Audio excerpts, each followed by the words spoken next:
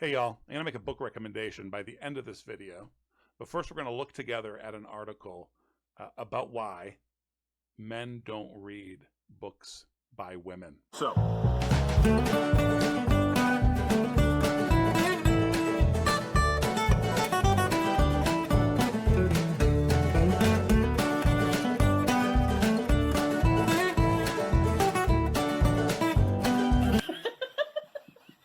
this is an article by D.G.D. Davidson on his blog. It's an author who is in, I guess, the library business. I don't know exactly what he does for a living, but he responds to an article in The Guardian. There's a screen cap here. Why do so few men read books by women? By one M.A. Sieghart. And it's the usual feminist claptrap for the reason that actually DGD is about to lay out for us. So what I wanted to do, really, it's a short article. I actually wanted to read the article with you guys and make a few comments. So a writer for The Guardian, M.A. Sieghart, has asked the perennial question, why do so few men read books by women? Curiously, the people who always ask this question never follow up by asking how women authors might better appeal to men or how the publishing industry might get a better share of the undeserved male readership market. No, the assumption is always that men have something wrong with them and need to change. That is exactly it. I mean, that's the feminist assumption across the board. It's not that what we're offering isn't any good or isn't of interest to men, but rather there's something wrong with men. And one of the wilder places that expresses itself is in the outrage people feel when men don't want to have sex with trans women, right? Wow, even these these liberal men on these dating apps, they don't want to be with women who were once men. This is outrageous. There's something wrong with these men. It's not the books that are the problem, according to this point of view. It's you, the customers, in the wrong. Okay? Sieghart notes that the top-selling lady novelists have a disproportionately female readership.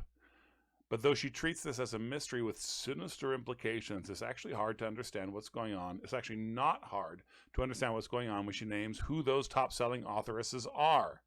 Jane Austen, Margaret Atwood, Danielle Steele, and Jojo Moyes. Okay, the only good author in there is Jane Austen. And go ahead and at me about that if you wish to defend Margaret Atwood.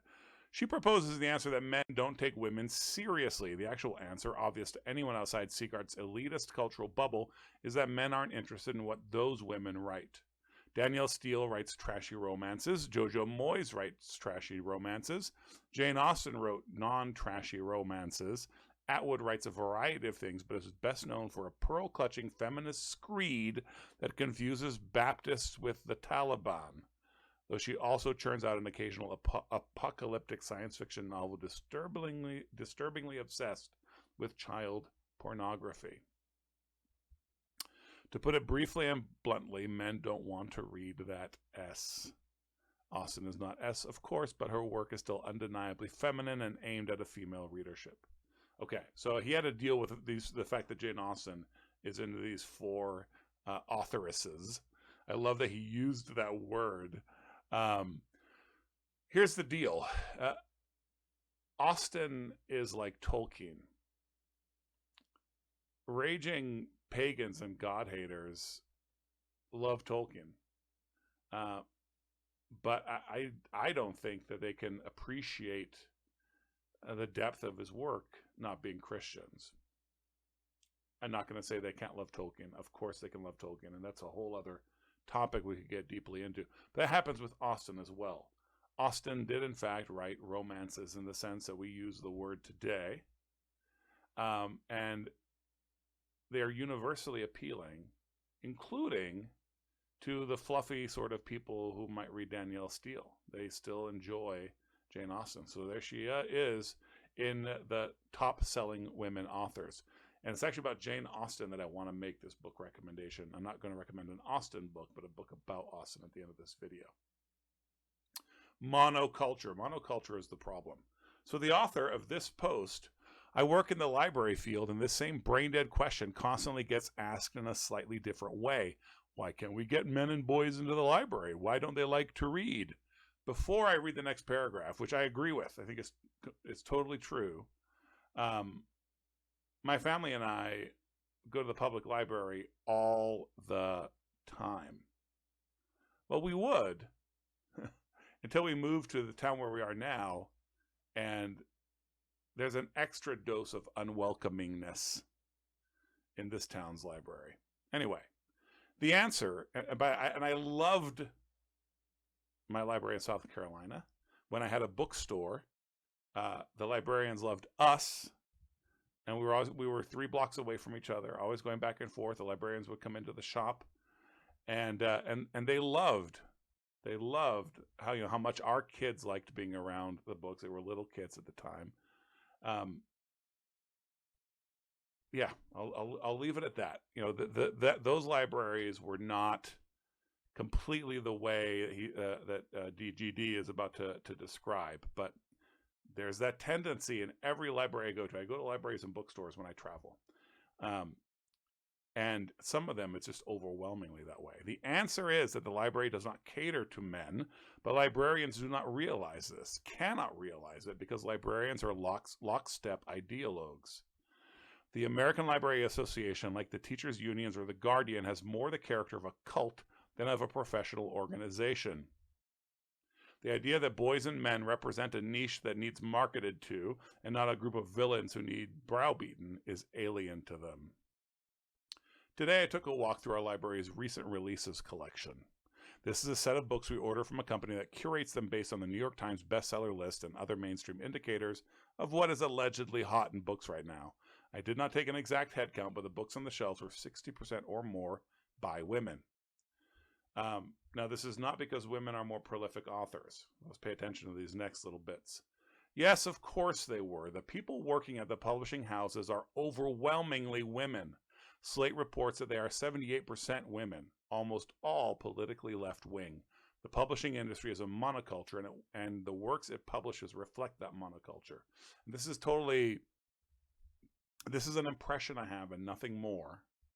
But I've interacted a bit with the publishing world. The more scholarly, the more serious the publishing is, the more you'll see men.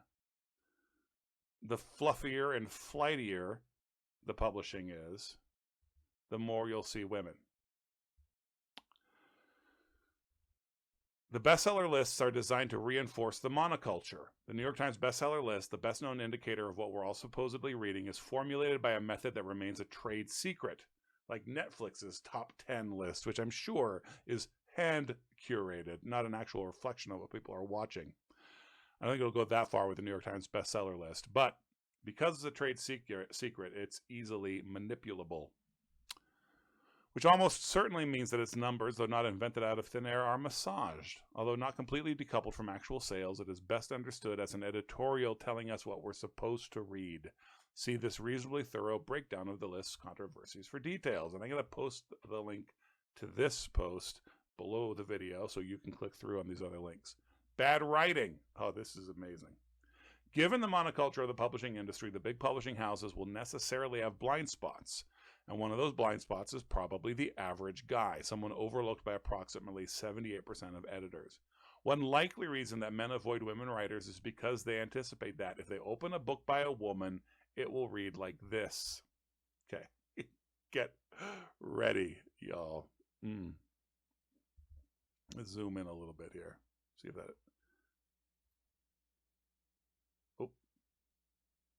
Yeah, there we go. Hello there. Clapton Art Museum in 2049. Okay, so this woman, this character, is a feminist fantasy. 29 years old, a single mom, a high school dropout, a chemical engineer, a part-time sex worker, a Thai food junkie, and a biological freak of nature. And then she shares her horoscope sign. She loves Ruth Bader Ginsburg and Martha Stewart Living. She is the ultimate feminist. And she gets anxiety. Look at that middle bubble. Look at all these bubbles, by the way. This is an outrage. Oh man, just just absolutely crazy feminist superhero, just over the top character design. Like this is such an idealized archetype as opposed to a character. Okay, so what's the reaction here? This is an actual page from a published book. It's the first page of a comic called Mother of Madness, and it's by someone named Emilia Clarke, who is apparently a celebrity, an actress, if it's the Emilia Clarke I'm thinking of. We could use this as a textbook of bad writing. And this first one, like to me, this is already a slam dunk. This is a comic put together by people who don't love comics. First, it abuses the comic book medium by dropping a wall of text into a single panel. Let's look at this again. This is bad. It's bad art, and it's hard to read. What the heck? Look how they included a dude wearing a little face mask. Huh? You like that? Second, it delivers a character's life story as a checklist, because she's not a character, she's a type. Third, it delivers a character's life story on the first page before we have a reason to care. No, you're supposed to read that and see, I have been cued to care for this character. Morally, I must care. Fourth, it reads like a Twitter profile. Fifth, it's full of desperately trendy how do you do kids BS. How do you do, fellow kids? Sixth, it's condescending as hell. So condescending that the artist even gave the character a smug expression to go with a monologue. Seventh, it's overwhelming and overwhelmingly shallow in its brand of feminism. No one involved with this project saw the problem, probably because of the monoculture I mentioned above. Unbearably smug, preachy feminism elicits cries of, "Yes, queen!" from the very people who are supposed to keep this kind of unreadable garbage from seeing publication in the first place. By the way, the Japanese manga Demon Slayer outsold the entire American comic book industry last year. This is not a coincidence. And channels on YouTube about the collapse of the comic book industry, the collapse of Marvel and DC because of wokeness, abound. Lots of good content being made about that because it's an area where people are passionate. So there are a lot of passionate creators out there. All right, different topics. A quick glance at the shelves at my library also tells us that men and women are writing different things. Obviously, men and women are different. The books by women are predominantly love stories, cozy mysteries, feminist reworkings of classical mythology, literary novels whose dust jackets suggest meandering plots and lots of hurt feelings, and dystopian sci-fi about teen girls who need to choose between two hot boys. Oh, what a slab. That was amazing. The books by men are adventure novels, political thrillers, and Star Wars tie-ins. In other words, men and women write different things, so they naturally read different things. Seagard comes close. Seagard, again, is the author of the Guardian article that provoked this. Seagard comes close to self-awareness a second time when she comments that the lady novelist with the largest male readership is L.J. Ross. Ross is a writer of thrillers, so her male readership is understandable, but Seagard attributes her large readership not to her genre, but to her initials, which allegedly disguise her sex. On the contrary, anyone who is an avid reader of Ross likely knows she is a woman. That's right. I mean, so there probably is something behind this L.J. Ross, right? Because of this phenomenon, men are mistrustful of, oh, this looks like an interesting book. You pick it up. It's written by someone named Nancy or Susan. You're less likely to buy it now because of your mistrust of reading a certain genre written by a woman. But when you read an author, you can almost always tell very quickly if that author is a man or a woman.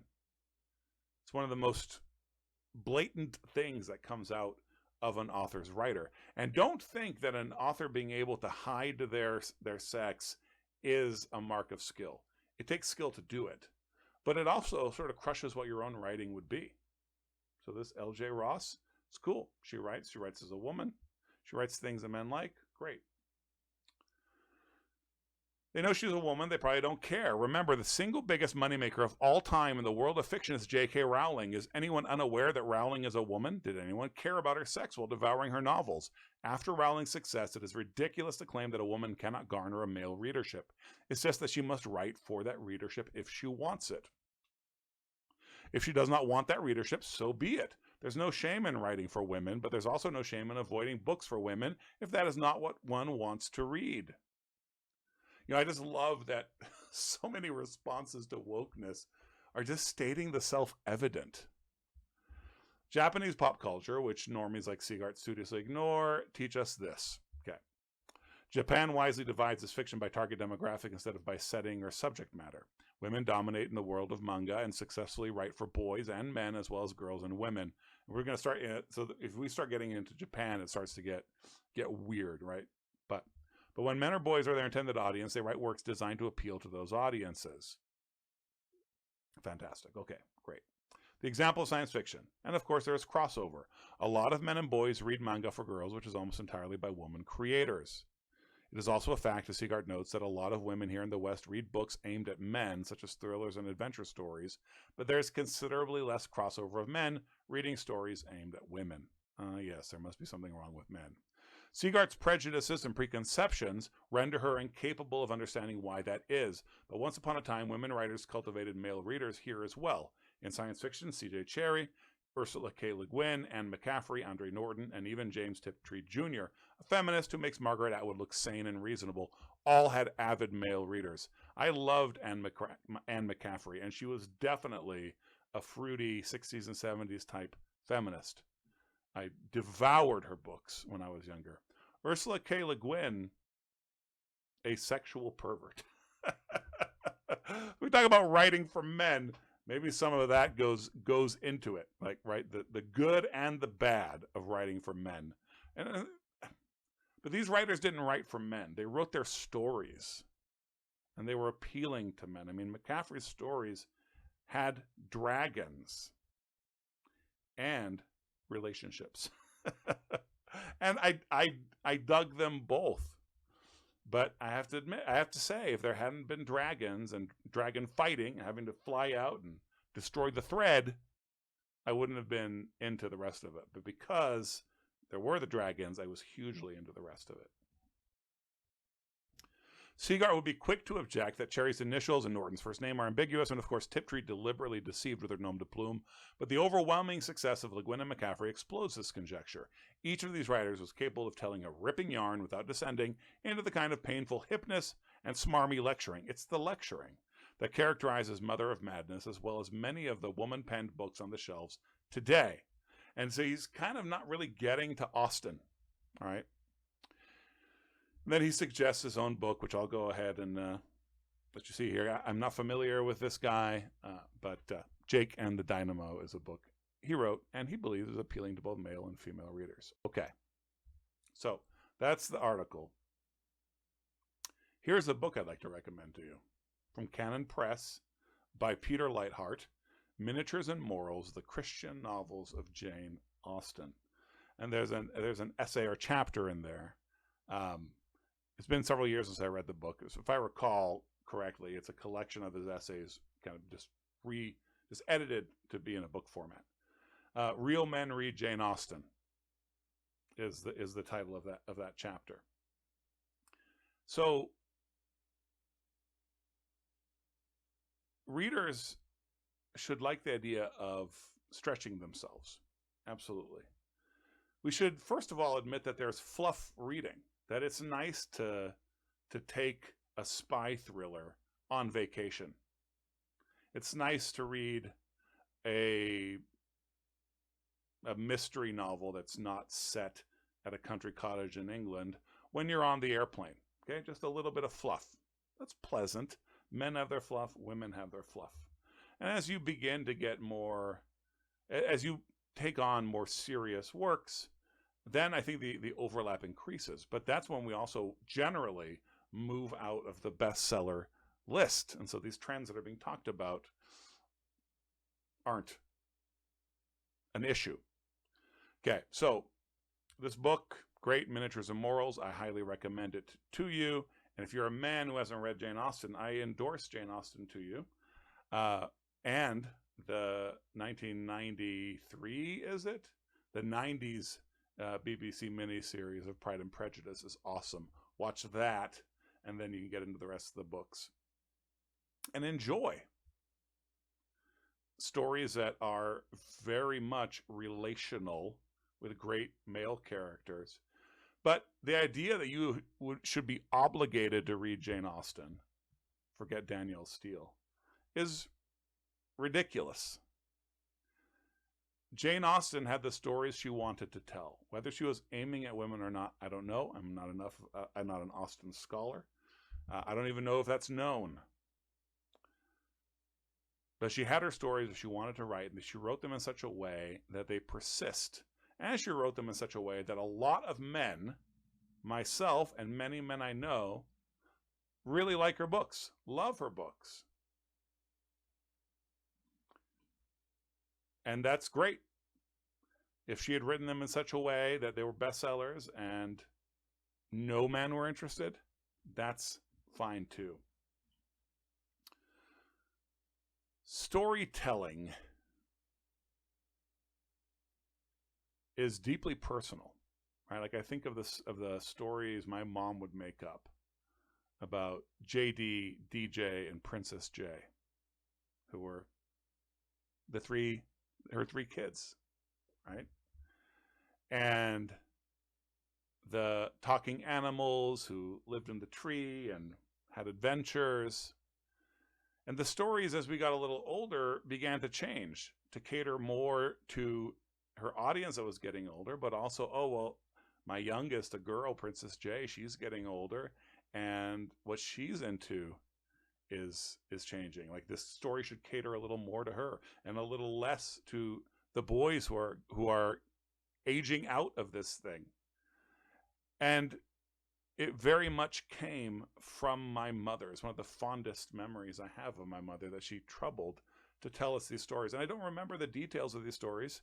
They were completely oral. She made them up. She probably made a lot of them up on the fly. So I couldn't actually tell you what the stories are. When someone writes a book, she puts it out there. Some people will like it. Some people won't. Write your book and let the audience that it deserves buy the books, enjoy the books, talk about the books. That's it. Plain and simple. No need for wokeness. None of this need for blaming men. Really, when he talked about the libraries being geared toward women, man, that struck a chord. I'd love for you to comment below on what a library geared toward men would look like. I'd absolutely love that. Have fun with that. Hope you choose to comment below, and I will talk to you guys soon. The peace of Christ be upon you. Aí sim é um homem de verdade, não é esses troços do grupo não, essas carcaças velhas UOL, fim de carreira. Cadê você, profeta, autarquia? Hein? Pedrada no inferno, fala comigo aí, matador de demônio. Hein?